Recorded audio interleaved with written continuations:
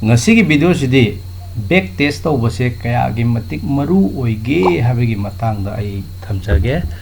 sida takadoi software se systematic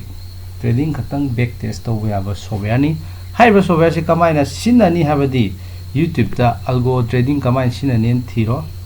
ada khram khaju khangani hai ai gi ju takini aina takpa ngai dringai da kitang hana noina khange ta ju YouTube ta phang thibe ani duna sida koina test tawdoi se systematic trading khatani ada ngasi takadoi sidi kanon aina YouTube ta keno ma thengna bai tare video ma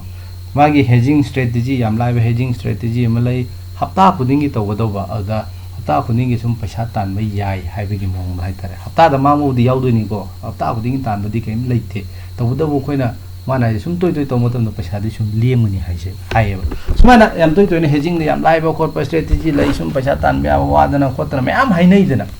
hai regular income mai toy toy hainai dana ado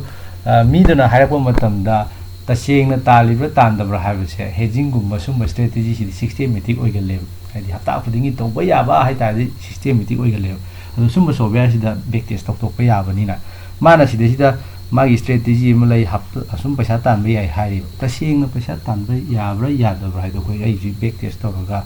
mayam da ulakke video si hani yengsi बस इतना। आज मैं आपको एक simple hedging strategy बताने जा रहा हूँ जो आपको at least every month overall profit में रखेगा। तो रूल यही है कि आपको एवरी वेडनेसडे को 1:30 के बाद, ठीक है, एक सी एक पी बाय करना है आपका निफ्टी का। प्रीमियम प्राइस जो होना चाहिए आपका 60 to 70 के बीच में, और आपको एग्जिट करना है। आपको एक्सपायरी के दिन में एक जब हाफ हो जाए उसको क्लोज कर देना है, बाकी दूसरे को होल्ड करना है मिनिमम टारगेट आपका डबल ट्रिपल के लिए। ये आप कंसिस्टेंट आप 90 डेज कीजिए, लेकिन कैपिटल यूज़ करना आपको आप ओनली 20%। ये श्योर है कि आप ओवर प्रॉफिट रहिएगा। Thank you. सिदा माना हाइबर रूल सिंजे आई लोइना सिदा बैक टेस्ट तौगे निफ्टी की ट्रेड नि तौदोइ से वेडनेसडे निमित संगदवा थर्सडे निमित थोकदवा पोजिशनल ट्रेड तारे दगी वीकली एक्सपायरी दा वीकली हफ्ता खुदिंगी थाम दा मरी रख तारे तौदोइ को संग बसिना पुंग अमा मखाई दा संगदवा पुंग अमा मखाई को अमा मखाई डायरेक्ट नते अमा मखाई दगी ट्रेड सी येंगदोनि बको थोकपदी खंग्रे एनी टाइम थोकपगिदी आई ज्ञान तालके को अदुगा संगदोइसिना एक्सपायरी की नोमा वालिंगे दे संगदवा वेडनेसडे हैबसे 1 days before expiry ने days before 1 days before expiry से 1 day before expiry से कनो ओइदुने वेडनेसडे निमिस 1 दे थमने थोकपना एक्सपायरी निमित 0 day before expiry एक्सपायरी निमित 0 day थारेना सिसिने 0 वाली से कनो ने एक्सपायरी निमित ने है ने सी केस ता यारे एक्सपायरी की नोमा वालिंगे दे संगदवा वेडनेसडे दुदा थोकपना एक्सपायरी निमित थोकदवा सिबोबदा यारे दुगा कनो से हाफ से लेग से हाफ से को कॉल चु पुट चु अनि मक बाय तौदुइने हाइबनी कॉल हाना बाय तौलसे सिसिम हाफ से दुगा एडिट कर तौगी से स्ट्राइक प्राइस से खंगदे स्ट्राइक प्राइस नते प्रीमियम से 60 to 70 की रेंज त खनगदव अदुगी रेंज त लैबा एनी स्ट्राइक प्राइस हम खनगदव 60 to 70 लाइदे दुगा स्टॉप लॉस सिना माना खलिबा प्रीमियम दो अदु तंखाय मुक डाउन चला कांदा कथत कदव को अदुगा टारगेट सिना डबल नत्रगा ट्रिपल तो काना कखदौ ने हमें डबल नत्र ट्रिपल हाबदी ट्रिपल हारगे 300% को डबल लमु येंगेसु येंगो कसु कायदे कॉल बाय गी लोरे अदेगी पुट की मु हापसिलके पुट बाय सु लेक अनि ने हेजिंग आइ तारगदी प्रीमियम से जो 60 to 70 60 to 70 अदगी स्टॉप लॉस सिना तंखाय हंथरा काना प्रीमियम दो 50% टारगेट सिना डबल टू ट्रिपल हाबने ट्रिपल लेंग से ट्रिपल हाबदी 300% यारे को लोरे बैक टेस्ट तौरसी सही मरी मंगा की बैक टेस्ट तौथोसी करिगुम सही मरी मंगा दसी की स्ट्रेटजी तौरमेना खल्लोना लौदुनी 2019 दगी से बैक टेस्ट है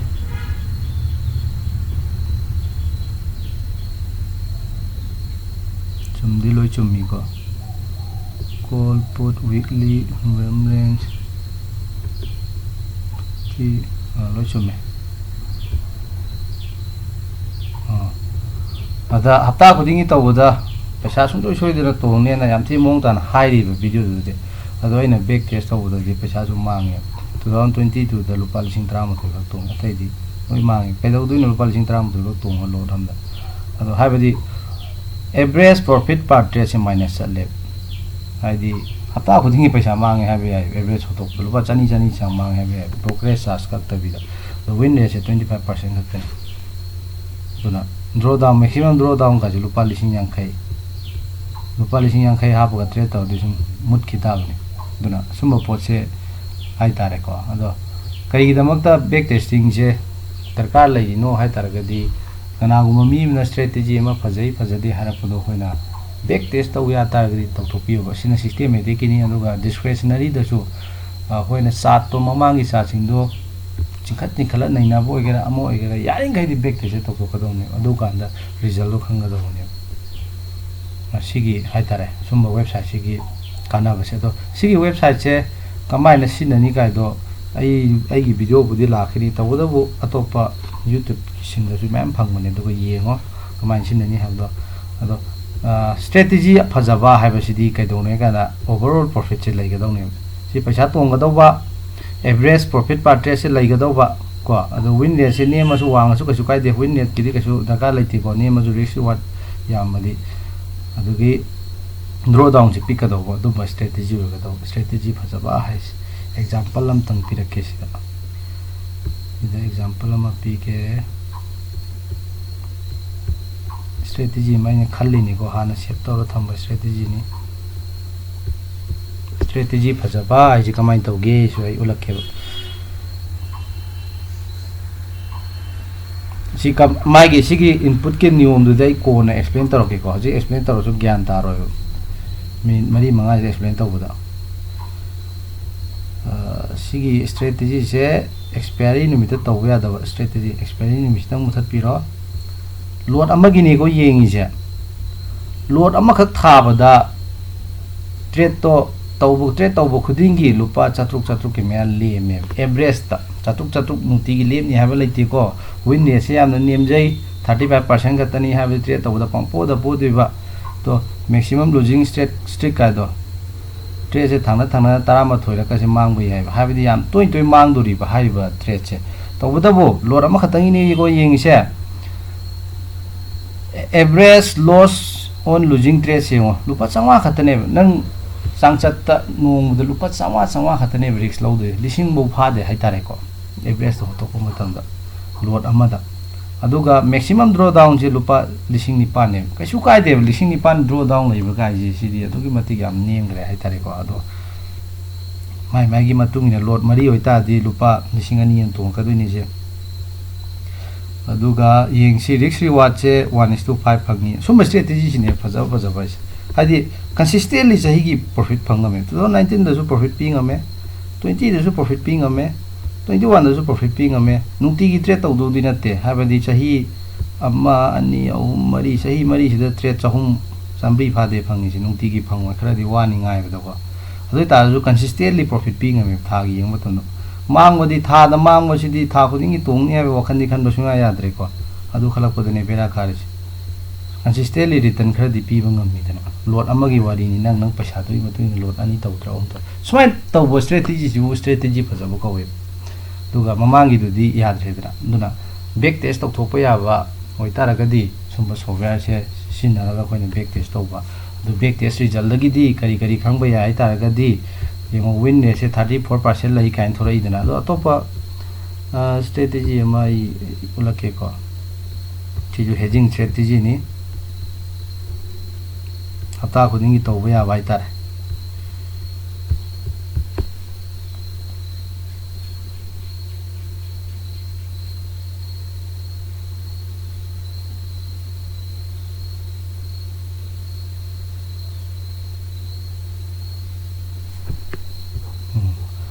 तो सी स्ट्रेटेजी से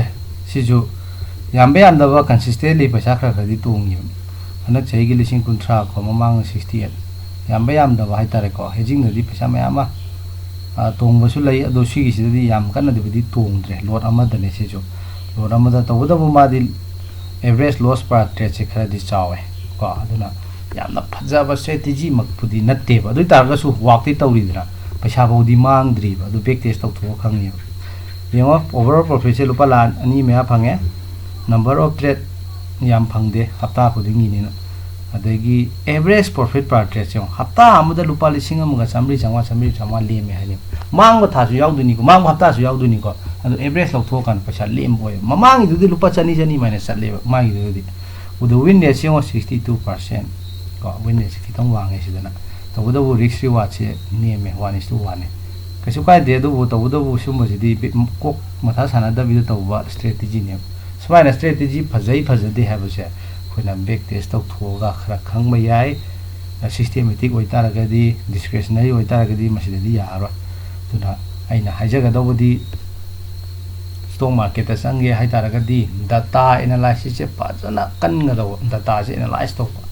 hadi back test am lai ka trading strategy im lai khalo ne summi bra la libra ba se khoina khangba ya ba mo khanga daw ni data analysis duga any output thokna ma gi win se kayam leiba yai adu risk reward se kayam leiba yai adagi atopa strategy im tha matam da high strategy duga du strategy correlation chat kadra habna chingba hai tare ko adagi drawdown kayam leiba yai drawdown 21,000 khatne kasu kai de ko 21,000 oita ga su trade am da risk yam yami ba si strategy to ge ai di risk management to da yam drab da lupa la ani ahum mi ma yaw du yaroi dri ko ahum mari ma maya sang ba da budi lupa lising kun margin requirement lising kun katani lupa lising yang kai ni yani phanda do to do risk management de ya to ado khoina data analysis yamna maru oi hai tar adagi khoina strategy ma systematic strategy any strategy ma sema matamda data gi matung in analyze tawranga khoina strategy seme pareng asigi video sida mayamna khangba yaba hai taragadi back testing have se adoki matik maru oi have sine aina mayam da taksari se sisina systematic ta tawa back testing ni discretionary oi taraga su koina sa to hangat laga icham chamba double bottom oi su double top oi su triple bottom oi taraga su sa chi hangat laga hai tare ko sa chi hangat laga mamangi lakadaw du khumme dana aduga simatam bida trade tawromba taraga di aina stop loss side thammene khalo target sina side thammene khalo ai paisa tung kai di aduga trade to chamuk tok thu back test chamuk tok thu kayam kai kayam mangi adi risk wana kayam phangi kai adugi data do photo ga aduga smagi win rate sina 50% muk lahi kai se dumaina chingthok adui ni koina discretionary oi taraga duna aina hajabadi trading system amada back test tok thok pase yamna maru oi ha ko adunani khoina back test tok tho matungda thajaba sisu phanayam lakani ba aina mamangi strategy ma ai sidde ula roi ko sidabudi si strategy de winning streak se thana tarama thorak tong yawi thana mari mangmuna adigi kanu tawe haita yame tar yamna mangde win ni yammanina adu strategy sina win rate nemja taraga su result phaja na pirak pa strategy lay ai adudi utti ullaroge ko matam mungchangani ai win rate nemja taraga su consistently sahi ki profit piba thagi di consistently habi adi ko thada di mangbe consistently sahi ki profit piba drawdown nemba ko win rate nemja taraga su aduga risk to reward chawba strategy ka le aduga thangna mangba ka se mayam lak mangba mayam mangba di tara ka jek ta mangba di to yaw hai tare ko to udu dum da koina trade am da risk management taraga dum mayam do control taraga phajaba strategy do koina system hoina sina ka dum sigi mayam se kari darkar lege hai tagadi data analysis lo darkar le duna data analysis back test to ba sunu mayam se koina stock market ta trading to ge na chang pata ga ji sumba sing ji mathe na moina happy ho ha ga se ai ha ra ga sigi video se losin jage